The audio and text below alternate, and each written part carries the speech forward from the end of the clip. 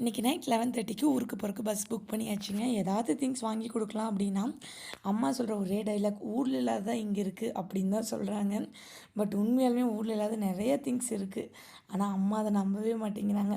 So பாப்பாவுக்கு கொஞ்சம் jam மட்டும் வாங்கியிருந்தோம். அண்ட் வெளியே வரும்போது குழந்தைகளுக்கு அட்ராக்டிவாக இன்னும் நல்லாயிருக்கும் அதெல்லாம் தான் இருக்கும். மார்ஷ்மெலனில் இந்த சாக்லேட் டிப் பண்ணி கொடுப்பாங்க. அது சத்தியமாக நல்லாவே இருக்காது.